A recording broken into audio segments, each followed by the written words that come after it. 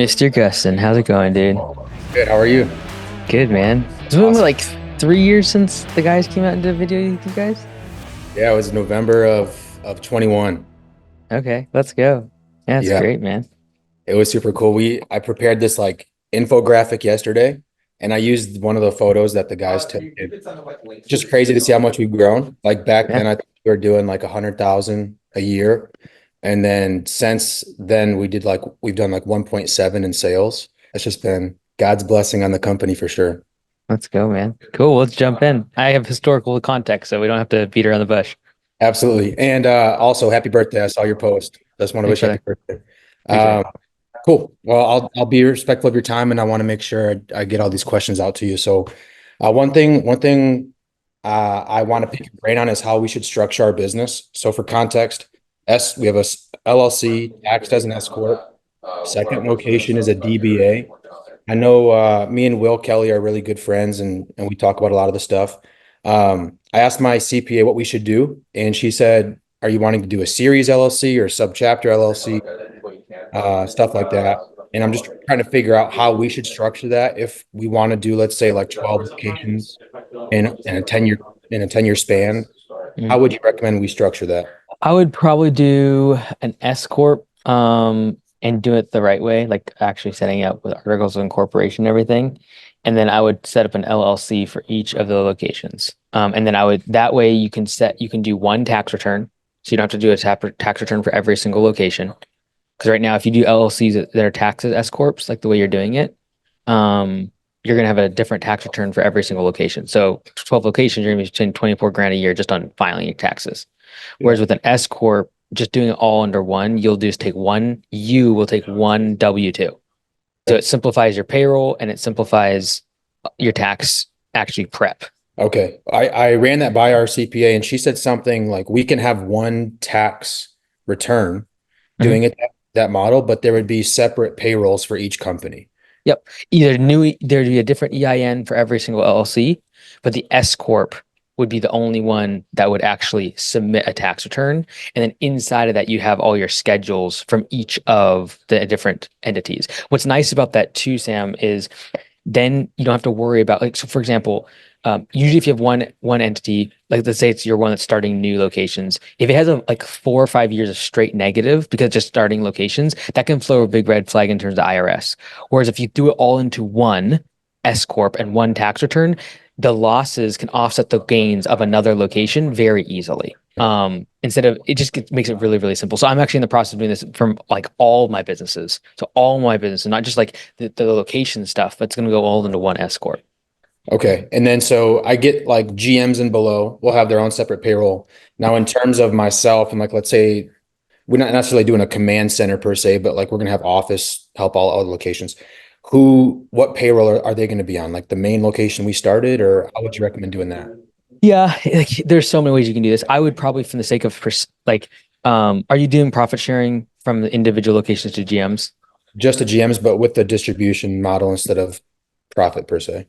Yep. So then what I would do is I would just pay your headquarter company, like your S corp. From the S corp, I'd pay your command center if they're servicing all of them. You just have to figure out a way to track how much revenue, how much of those that cost is attributed to each location, whether it be by minute, whether it be by revenue. Like revenue is going to be the easiest. So if you're Yeah. just like, hey, we're just going to divvy this up. If you have 300,000 in revenue and another has 700,000, 30%, 70%, like that's the easiest way to do it. And just do a journal entry at the end of the year. And then keep in mind, that's going to make your individual locations look very, very profitable. Right. But then what you're going to do is give a lower percentage to your GMs on profit sharing, because what's going to happen is they're going to be really, really profitable. And then they're going to hit by this, journal entry of command center from the S corp. Does that make sense? And that makes sense. And we're splitting up between the two locations. That's how we're saying my salary is a portion of that is based on a function of revenue percentage. Um, And honestly, Sam, you could probably completely forget about doing journal entry and forget about let me think. You could probably forget about completely trying to do journal entries and doing individual location, like the settlement between revenue or minutes, if you simply just made the understanding with your GMs, like, hey, your location is going to look like it's making 35% profit. But keep in mind that money then goes to the S corp, and then we have to pay all of the command center essentially. And then that way you wouldn't have to worry about a journal entry. The only reason you do a journal entry if you want to know the actual profitability of a location, you would need to have that journal entry being done. But if you just simply want to be like, okay, look, all admin's going to be covered by the S corp. You guys, all your money flows to us as distributable cash to the S corp, and then from the S corp, you take your W-2 and you pay all your command center. Just realize those locations individually will look like they're making between 20 and 40% profit. And then I would just make sure that the GMs know that there's like, hey, by the way, there's an extra 10 to 15% coming off the top once it gets distributed to the S corp, because it's not coming to me, the distributable cash, it's coming to the S corp. Okay, I don't know why I'm having a tough time understanding that. Maybe it's just because I'm super unfamiliar with the S corp world. I know that our LLC is taxed as an S corp. So like the S corp isn't its own entity. Like we don't have our own separate EIN for our S corp.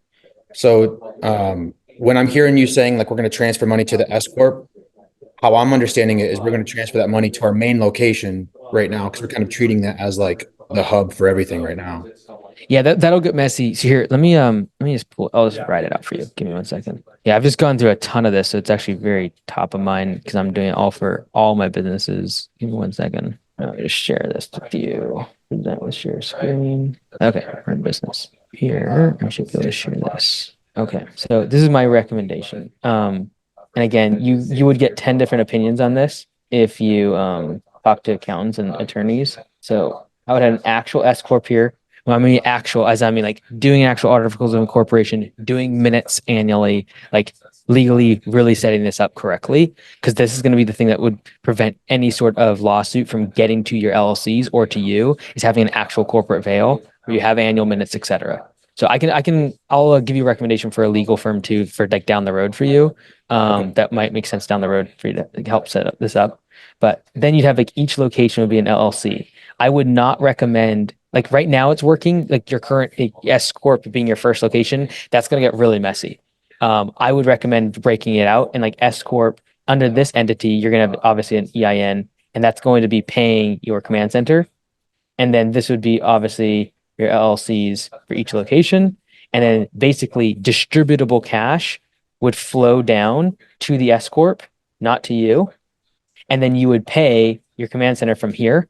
And then you'd get a distribution and a W-2 from the S corp. Okay. So all distributable cash, however we define that, is going to go from the LLC to the S corp. Okay. And then, but like, let's say we give our general managers 30, we keep that 30. I would not do 35% of distributable cash in this scenario, because that number is going to look massively inflated because you're paying command center after that. So I would be very upfront with your friend, your GMs, like, hey, like, look, 10 to 20% of revenue is going to be spent on admin. So this distributable cash, I'm not going to give you 35% of it because there's this other cost I have to go pay afterwards. Now, what you could alternatively do, Sam, is pay the command center like the here from here, and then do this whole journal entry and charge back to each location. Yeah. You can do that, and that would then make your distributable cash not coming back to the S corp; it would be coming back to you. Okay, that helps me understand, because I didn't even know S corp could have its own EI. That might sound stupid. I just thought our LLC was taxed as an S corp, and so it is.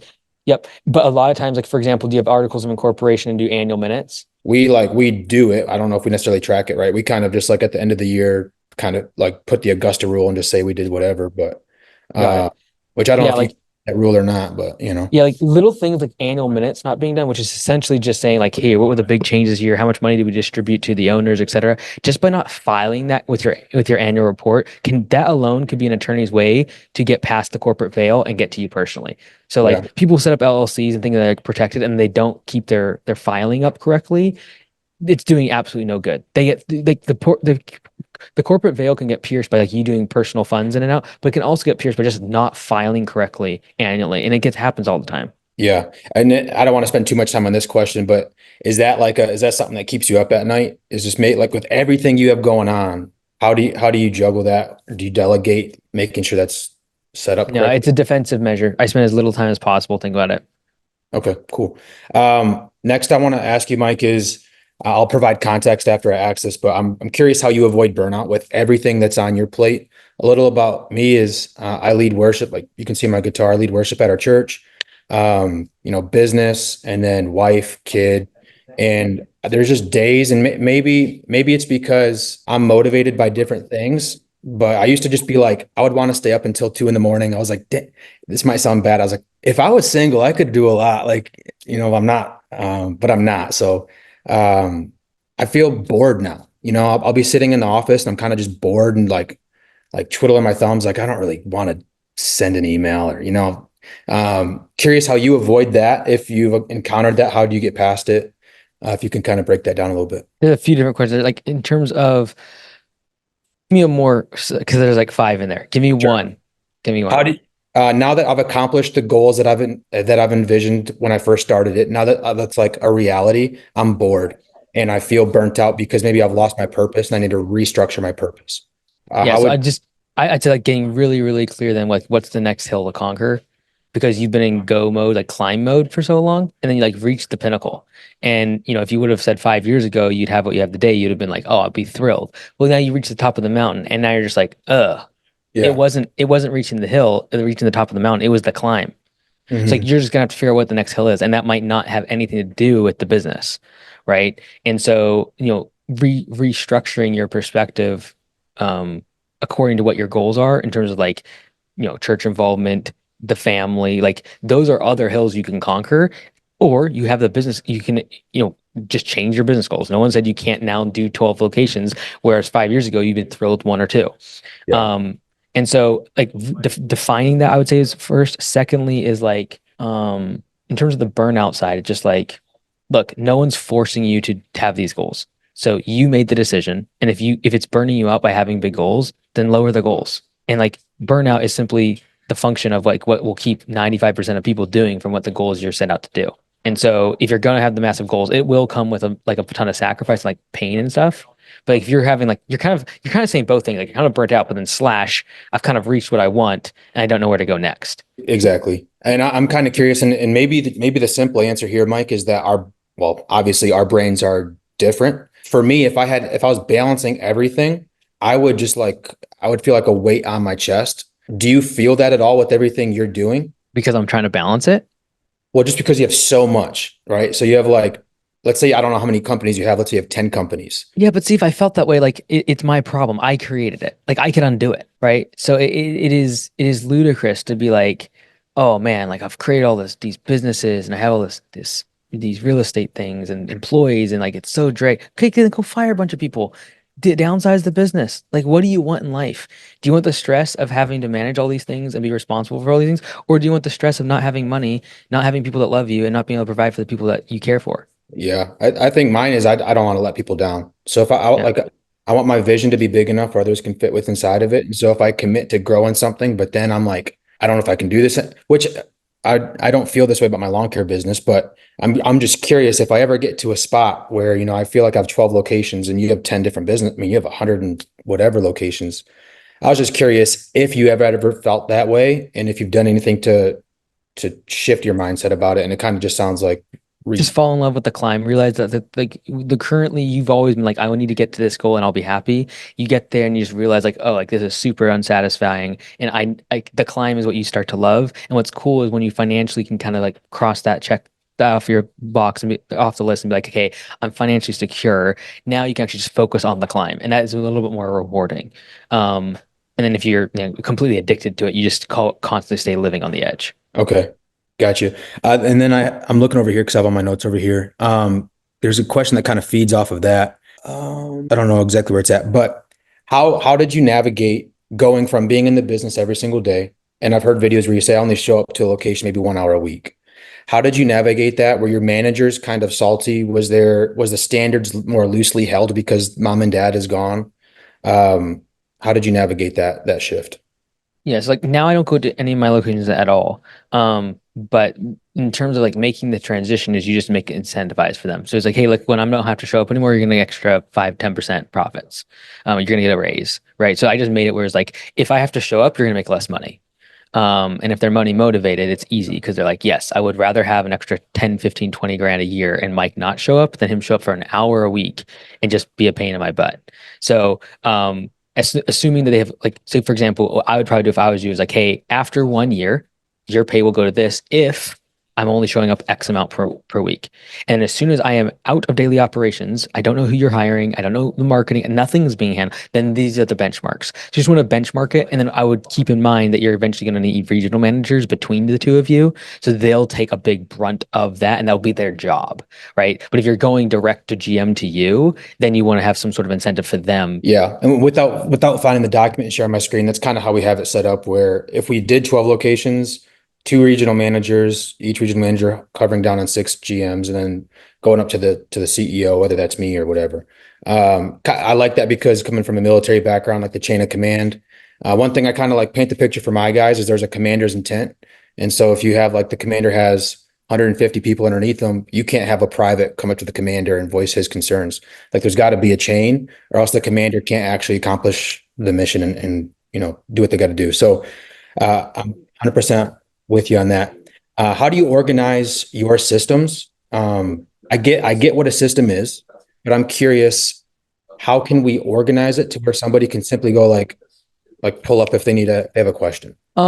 Like creating a repository for each of the businesses is helpful, in terms of like documentation and storage, right? So like, trying to keep it in one place is really nice. So it'd be like, if you want to become like a Google Drive freak, you can make it happen. Some people, like, we use Connect Team for one business. We use Jira for another business, like more of the software side.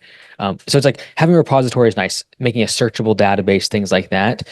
I think people overcomplicate and overthink this, and they spend way too much time most of the time, because what happens is if the business is growing and changing, literally every single document in that repository has to be updated every year. And so you basically create a full-time job of just updating the system, and like no one actually looks at it because within 3 to 6 months it's been changed. So I'd be careful with like going too much in that direction. Usually what I recommend is just like keep growing the business to the point where you're like, I must have this in place. Otherwise, like, it creates so much drag. Instead of being like, I'm going to create all this infrastructure and then build the building. Just like it's like trying to build scaffolding for the entire building versus like you build a little bit of the building, you build some more scaffolding, build more of the building, you build more scaffolding. Like, I genuinely believe most people overthink this part, especially when they get like 1 to 3 million. Like, I got to create all this infrastructure. It's like, whoa, whoa, whoa. Like, you don't need all these systems documented the way you're thinking. You just need to have a process for onboarding people. Like, I think in terms of systems, like, focus more on the onboarding process and like systematizing that instead of documentation of all the systems, because they change so much if the business is growing. Yeah, 100, and I'm under that same belief as well. One thing that just kind of takes the wind out of my sails is if I'm like working on strategy or like working on the business, and then somebody comes up to me and it's like, "Hey, how do I, do this simple thing?" It's just like, oh my gosh. And if they ask it twice, I'm just like, I can't. I'm a good leader in the sense where I don't like show that it's frustrating, but I'm just like, okay, I want to figure out how to not have simple questions be asked.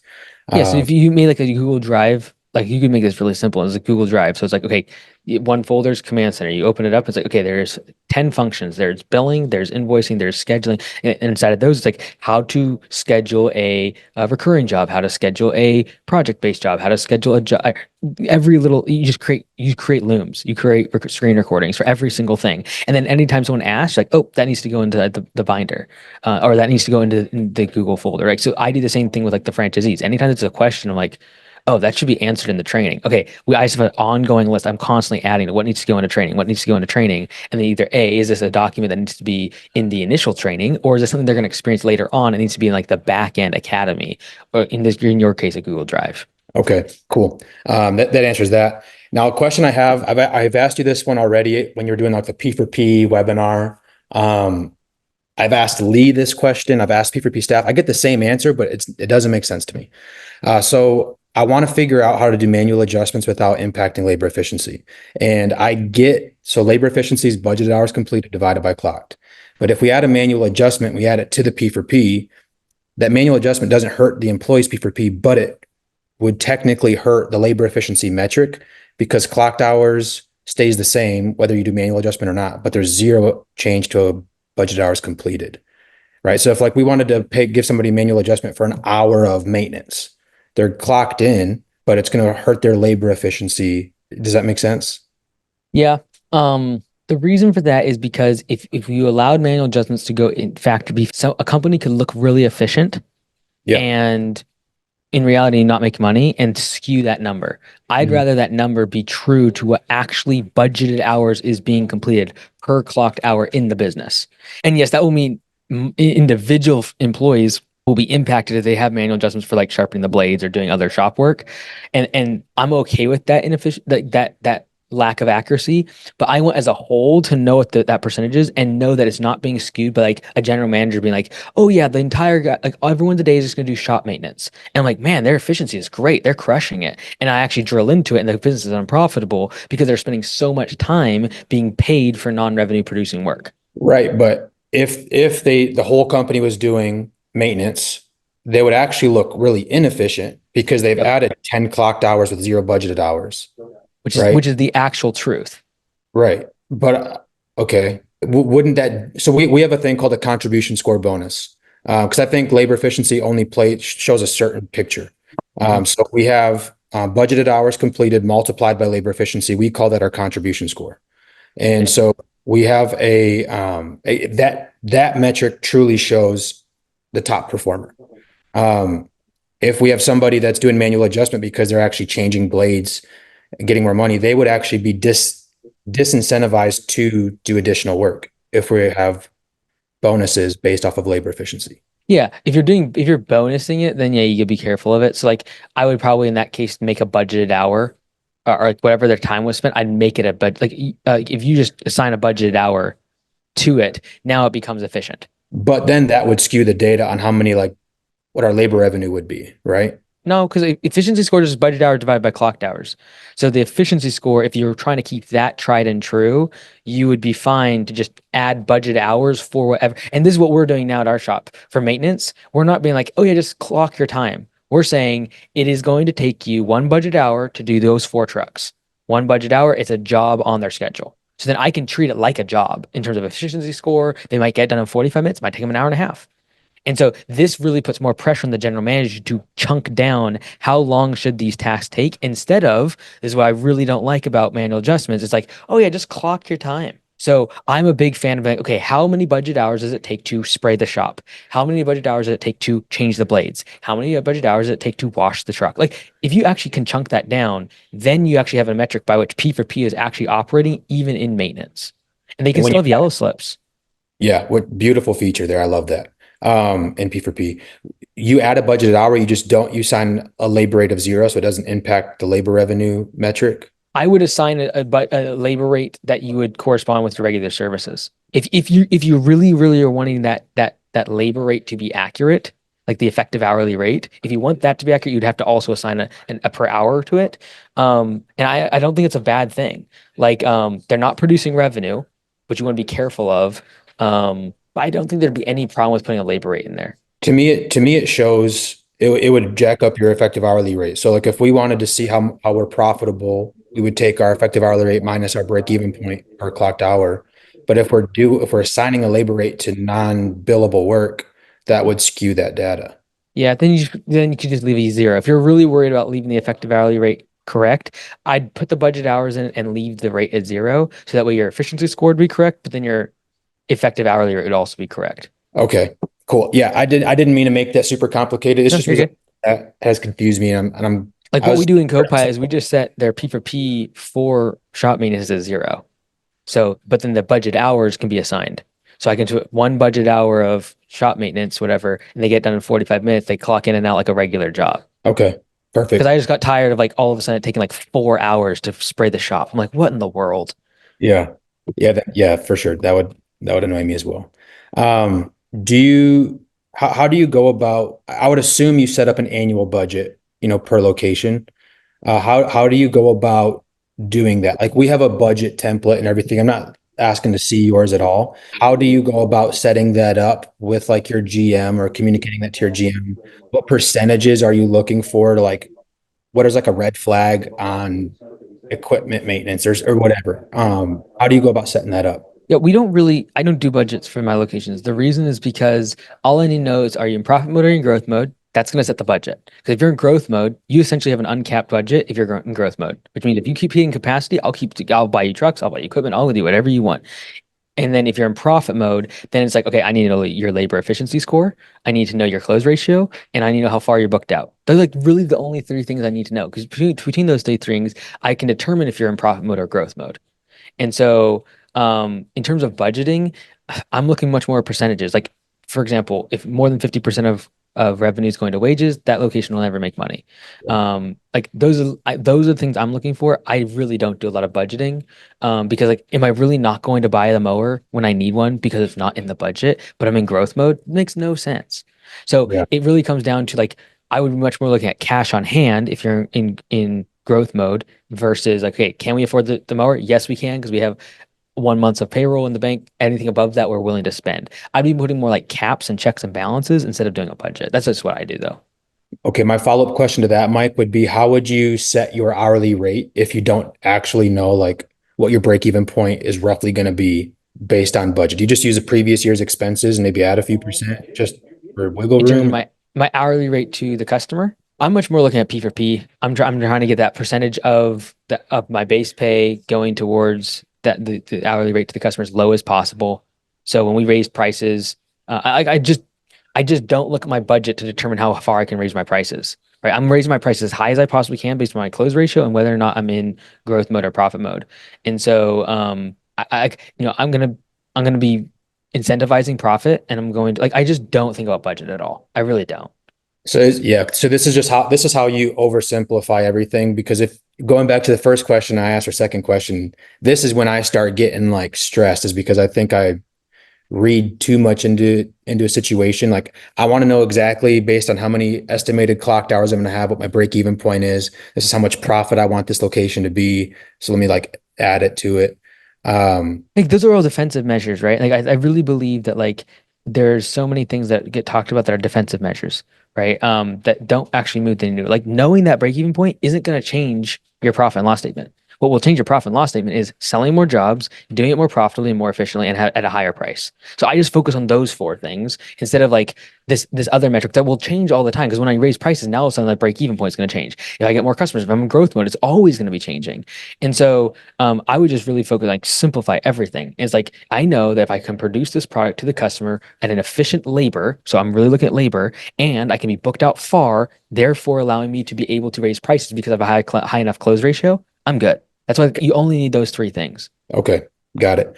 Let me see here on my notes. I have them like highlighted to see what I have to ask, and if I get to others, it's fine. You mentioned in a recent mastermind about the car lease, like you've really thought about leasing a Tesla. I know I don't know if you've done this or not, but I want to pick your brain on how much research you've done on it. With commercial insurance, could they use it for, I'll kind of ask a few part question here. Commercial insurance, can they use it for personal? With it being a lease, are you going to set like monthly mileage limits that they can drive it? What if they just beat it up because it's not theirs? They're going to drive it like a rental. What's your thought process on all that? I would assume they're going to drive it like a rental. I would probably have some sort of thing about like, hey, please clean it before you come back to us, but then assume they're not. So have some sort of like, okay, I'm going to clean it out once a month. Because again, like we don't want to make this hard for them. We're trying to like reward them, right? Yeah. So we need to take on the risk. And so yes, you can do it under commercial. And then it's basically an employee benefit. Talk to your insurance agent. I would probably say it's going to be an estimate vehicle and then run the estimates for like 1 day a month or like during the winter, run it, excuse me, as an estimate vehicle. And then, because for example, most companies that like have their employees take the cars home, they drive it for personal stuff all the time. And so that's not the issue. The issue is classifications. Like you probably just need to talk to your insurance agent and be like, hey, if I just say this is an estimate vehicle and I use it periodically as an estimate vehicle, but then let my employees take it home sometimes, is that fine? That's how I'd be classifying because the coverage will work. Like the insurance coverage will work. It's getting the coverage. I'd just be classifying as a company vehicle. Okay. I was always under the impression that if it's a commercial vehicle and you drive it to dinner and you just completely smoke it into a wall or something, that's not covered because it wasn't being used for commercial purposes. No, not true. Not true. No, Okay. like the last year when I got my GM got in an accident, it's all covered. Cool. Perfect. I think that those are all like the must ask questions. So now I'm just going to kind of just pick your brain on other stuff. Cool. How do you make time for Christ in your day with everything you got going on? That's one thing that I like almost feel convicted by. I'm like, I'm almost having other things be my idol, and I want to make sure I'm making time. I'm curious how you do it with everything you got going on. Yeah, like I think first off, not judging yourself like too hard. I would say what I'm looking for is actually just keeping the conviction. Like if I don't feel that way, I would make big changes. The other aspect is just like making sure your managers know this like the back of your hand. Like they know when to not talk to you, have a chain of command of who gets to you. And then having spots on here that are specifically blocked off for those, priorities in your life. And then you live by that, like the back, like everything revolves around that. And then realize that even if you can't, like if you have to work later and you can't do those things, like don't beat yourself up. Like you're trying, like you're human. Yeah. And so that would be my biggest thing. Like I'm always looking for is the conviction still there? Because I generally believe I don't think that regardless of how much time I would spend on that area of my life, I would ever be like, I'm nailing it. I'll always feel somewhat inadequate. And if I ever lost that, that's when I'd address this and be like, okay, time to block out some stuff. Yeah. Yeah. I know like every thought is not your thought. So it's like, I feel like sometimes I think it's me talking to myself or possibly even the Holy Spirit, but it could be the devil being like, you suck. Like you didn't talk to God today. Um, but okay. Just wanted to see if I appreciate you showing me your schedule because that kind of gives me freedom to protect my time where I feel like I have to deploy my time to everybody else Well, as a and lead. then yeah, like so for example, for me, like between 4 and 8, for example, like that's where I get all that stuff in. But I know I have this other block till 11. So like if there's stuff that's popping up, which there always is, I know I can get to it. And Okay. so and then you start blocking up things like for example, your strategy stuff where you're annoyed by people to bothering you. Okay, well, I'm doing strategy every day from 8 to 9, or I'm doing it twice a week between these time blocks. Don't contact me. Like the only people that can contact me during the blackout sessions are Liz and Josh. Like if your name is not Liz and Josh, you don't contact me. Really? I'll just get annoyed if that's happening. Yeah, cool. That answers a lot for me because I imagine a lot of people have your cell phone and want to talk to you. And I didn't know that you could set something up, which sounds so stupid. I didn't know you could set something up like that to be like, don't talk to me. I would almost feel like people would be like, wow, Sam is like this he's all righteous now. And I would just hate for people to feel like that about me. Um, cool. It kind of just gives me freedom to do that. Another thing is like after the times that you have blocked off for church or whatever, have an hour where you're allowed to go work and get sign off from like your spouse and like family. And like you're like, hey, that way I can be present knowing I have the time afterwards allocated to jump back into the fire and get stuff done. Very cool. How do we kind of created this thing called a CEO dashboard. I'm curious, let's just say just for your locations for Augusta only. How do you go about organizing and tracking all of your KPIs so they're in one spot so you can just quickly see like a row and sheets and be like, okay, oh crap, or oh, we're good. How do you go about organizing that? Yeah, we built software for it. So like we have a separate thing where we keep track of all the KPIs. So I can just kind of glance at that. They update it every week for the GMs and then every month for the whole location. Um, I would just like I'd be really focused on like you don't want to be tracking too many. The GMs look like they are not thinking like you, right? They're thinking about making their paycheck, keeping the guys happy, and making profit sharing. And so, like our GM scorecards that we do weekly is very basic. Like again, it's like what's your labor efficiency, what current jobs are pending that you're trying to sell, how much money is in the bank account, how far are we booked out, how many budget hours were completed last week. Like it's very, very basic and things like no more than 10. Yeah. And it's things that like they don't need to do a bunch of digging for. It's like it's on P4P, it's in Copa. Like, just look at these few little places and you'll have it. Yeah. And if you keep it simple like that, then it gets updated more often, actually gets adhered to. When people start wanting like, what was payroll last week? Well, now they've got to go into QuickBooks. Now they've got to do math. Then they got to divide a thing by two. You're not going to get the metric. So I just keep it as basic as possible. Like if it can't be done in 2 clicks, like filter, estimate, sent. Boom. That's like no more than that. That's all I want to be seeing. Yeah, we have like direct labor percentage, number of callbacks in a week, GM like total budgeted hour, GM billable budgeted hour that they complete. So Yep. there's probably 10 to 12. It's not all horrible. I was just curious if you had like, because you get a lot of free documents that you put out there. Just curious if you had something that I could read. But I think what we have, That's a question I've had for you for probably a year and a half now, and I just figured I might as well ask it today, even though I think I figured it out. I want to make sure I get all the good ones done here. I don't want to spend too much time on this because I'm not like horribly convinced that I would become a franchise owner, but a two-part question. There's a franchise right by us, and Casey, I think is his name. Oh yeah, And yes, yep. if we were to become a franchise one day, would we just have to give up like all 700 customers because there's a guy right here? How would that look? No, so how it works is you keep everything inside of someone else's territory. You just can't get new leads inside their territory. So Oh, oh, basically we've had a few that joined. What usually happens is they have like 30, 40% of their business in someone else's territory and they keep them for like a year or two. And they'll usually then be like, hey, if you like trade me, because basically if you're adjacent to someone else, usually they also have customers in your area. So we've never had a time where they either don't trade or they sell like, hey, I just want to get out of your territory completely. Can I just sell all of these to you? So we've never had a huge, deal with it. But he has two locations, but unfortunately hasn't really started the second one because he's had some big personal problems with his health. But yeah, kind of like that North Austin side of things. yeah. Okay. And then I know you guys like average location is doing about 41,000 a month. Last time I checked, we're doing like 100,000 a month. With a company our size, do you think the value received is it like we wouldn't experience the full Augusta experience because we're kind of built past that? What would be your opinion on that? Yeah, I think it really comes down to what you want, Sam. Like, I would say if I was in your shoes, like you're gonna save time if it depends on what you want. Like, do you like if you want to build to 12 locations, it'll be faster in a franchise system because you just send your general manager to get trained, right? And you just like literally, it's a few $1,000s.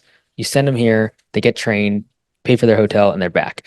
And then if someone drops out, you send another one, right? Versus what usually happens even at 12 locations is you are the trainer for everybody. Like Mhm. everyone has to still come through you. You're still doing the hiring for GMs. And then what's nice about having a franchise is that someone for them to be answerable to besides you. Because right now you're creating the scorecard, you're creating the sheet. If you have like something bad about the numbers, you're going to them versus the coach handles it. Or they ask me in a mastermind and I'll give them my opinion. And you're like, thank goodness I didn't have to say anything. And I'm very careful because in the masterminds that we do daily, there's lots of GMs that ask questions and there's owners that ask questions about their GMs. And so I'm always playing like, hey, so if I'm a GM, this is how I think about it. If I'm an owner, this is how I'd be thinking about it. So a lot of times the GMs are really helped vicariously, and I'm able to say some pretty harsh things to them that would be tough to say as an owner. That'd be like the benefit. There's also a huge amount of pride that if you built the 12 locations and it's under troops mowing that you'd probably feel. But if it's like about speed and like, taking out time out of the equation, the franchise would make a lot of sense. But for you, it's not going to be like how to market. It's not going to be even like the command center side. You figured a lot of those things out. It would be the community and it'd be the ability to have your general managers trained and for them to feel part of something bigger. Yeah, yeah, and that's a huge thing. I always love coming to the conferences and just that the community is it's just nuts. It is not, and actually that feeds into the next question I have is how do you have a vision, and I imagine using the commander like the military chain of command structure that we were talking about. How do you ensure that your vision is adhered to and like accomplished from like you're sitting in an office talking with Liz. You say, this is my vision for the next 2 years.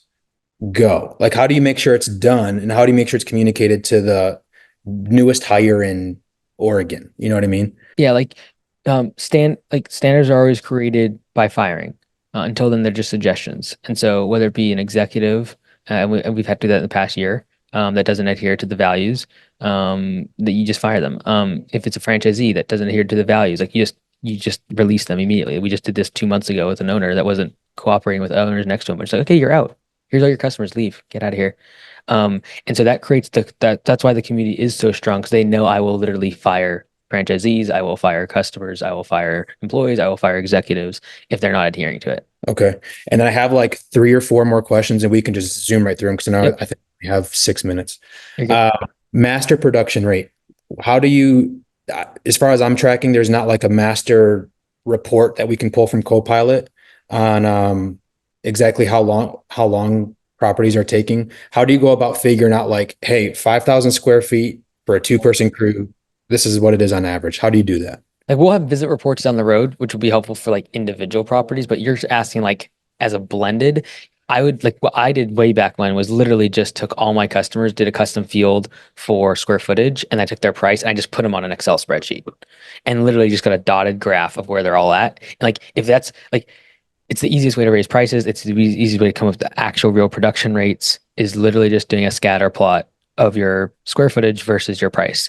And you're immediately find like all the laggards, like, oh, I need to raise price on all these. Like I just know. A lot of things until you have more than 1,000 customers should be done manually. Everyone tries to jump the horse on like, I need to automate this. I need to see this as a dashboard. A lot of times creating the metric is actually where you get all the value, like not actually running the metric every single week. And so, there's a lot of times where I know there's ways to automate things, and I'll tell the owners don't do it automatically, do it manually. It's going to take you 10 times as long, but you will learn so much more about your business.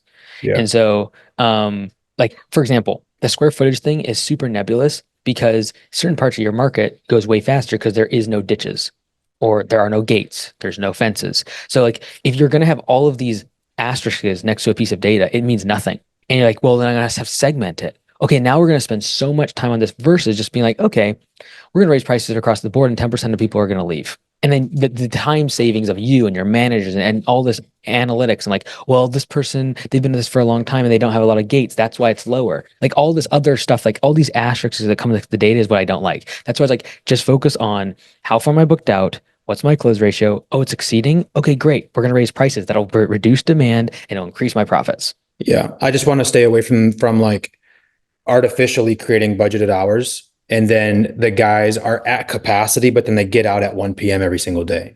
So then instead of going back and changing budget hours for everybody, we're going to say like, well, technically you have to be 120% efficient. To me, it just like gets muddy. Yep. When you raise your prices, increase your labor rate. So if you're going to raise prices, great, but that's going to artificially bump all the budgeted hours. So That's a like big- I mean, like what all you'd be doing is changing your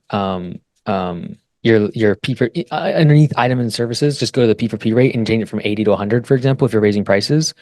Because like if you just raise the price to the customer, it will give them more budgeted hours. But if you raise the rate and the price, the budget hours will stay the same. Yeah. So this recently happened in our Bellingham shop because like all of a sudden they're getting like 10, 12, 14 budget hours of mowing done a day because we raised prices and we kept the rate the same to the customer. So we just moved the rate up to 100 instead of 80, and now like the budget hours are back to where they should be at. Okay. So are you calculating budget hours after the fact? Like you're not looking at the actual production time on like a dispatch board. You're going to say total price divided by like total labor revenue divided by hourly rate. That's how you're getting your budgeted hours for the day. Yeah, you can go both ways on it, right? It's just a math equation. So like you can either say, okay, I need to know what my budget hours are. Well, then I just take my rate divided by my revenue divided by my rate. There's my budget hours. So, but if you're trying to go the opposite direction, it really comes down to I just want my budget hours to be accurate. And so if my guys are denning 12, 14 budget hours a day and it's always that way, I'm going to be moving my rate up. That does not affect P for P because they get a percentage of the labor revenue. Right. I just want the budget hours to be accurate. The rate doesn't really matter to me. I'm more worried about what's the price and is my budget hours close enough that my guys, it's accurate enough. That's exactly what I want. Because the way I view it is budgeted hours for production rate is a constant. The price to the customer is variable or is dependent. And then the hourly rate is variable. Yeah. So the big thing is when you raise prices, increase your hourly rate. So that way, when you go through, you'll just change the rate. And now you can just go in the items and services and change it and it'll affect all of those items. Got it. Two more quick questions for you. Credit card processing fees, the legality side of it. For what are you telling your locations? Just a blanket statement. Are you having them pass fees or eat them or like kind of? I don't think anyone does. We all bake it in. Okay, got it. Because we started passing it in, but then if you bake it in, the amount of fees you're actually never going to get to the spot. You're never going to find an equilibrium because if you bake it into the price now, 2.9% on 60 is different than 2.9% on 55. Yeah. You just kind of just like eat the few dollar difference there. I just rather raise the rates. Like I just generally believe that if I absorb credit card processing fees, I could raise prices on everyone by 5% instead of the 2-3% it's charged. I'm getting charged. I don't want to take admin calls over it. I don't want any, like there's cost of having those in there that customers call, they ask about it, et cetera. That's costing me a lot more than 2%.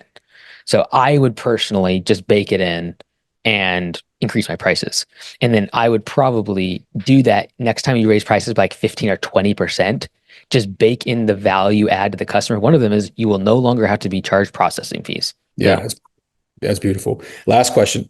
Really starting to get into the content game, and I've had a few people reach out, ask me to do coaching. So I kind of want to take that more serious because $1,300 for, 50 minutes is nice, right? How do you go about with everything you're doing on the media side? How do you go about sitting in your room, for example, filming a video? How are you uploading that so then somebody can take it and run with it? Like, what is that? You don't have to walk me through the full process, but where are you uploading your like media files to? So upload media files. We do it all in house, right? So it's all SD cards and like it's very physical. If I was redoing things and getting someone else to help me, I'd probably do like a Dropbox or a Google Drive and have like a VA cut it up, etc. It just you can tell who does that, and who doesn't. And so I would personally say what's more important is just your frequency of flexing the muscle and getting the skill of making the video and then seeing what works, seeing what doesn't. Like it's more about the reps. Like the first 3 years of me doing it, it was me against a wall just talking. Yeah. And that was required so that when I did invest in getting people to help me, like it was good enough content to actually make sense and make financial sense. But it was, 3.5, 4 years before I made a dollar. Yeah.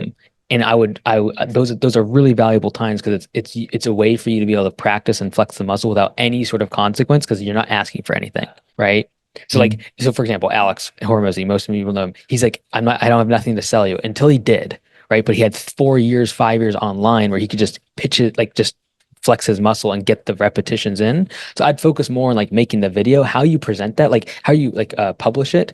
I really don't care. I would just be like, I'm going to focus on topics that I'm going through. I'm going to go through stuff that I've learned, whatever. It's the filming of the content. Focus on that part. Because if you have really good content, you can throw a horrible thumbnail on it and it'll still be good. Yeah. But it's the content that is valuable. So like I'd focus on making the content great, and then down the road you can be like, okay, I'm gonna get someone to help me with the editing. Okay, I'm gonna have someone local do it, so having a better camera. Okay, I'm gonna actually like, get some lighting in my room so it looks half decent. I'm gonna get a better microphone. Like you'll always make those steps, but those like anyone can buy a mic. It's like a business. Anyone can buy a truck. Anyone can buy a weed whacker. Anyone can buy a mower. Anyone can buy a nice camera. Anyone can buy nice lights and have a really good editor. And it's not that. It is the content I'd say focused on. And like, can you talk? Can you put together a story? Can you put together a list? Can you talk well to a kite camera? Those are the skills that are actually the meat of it. For sure. I appreciate it. Happy birthday. Looking forward to seeing you here in January. You have a good one. Take care.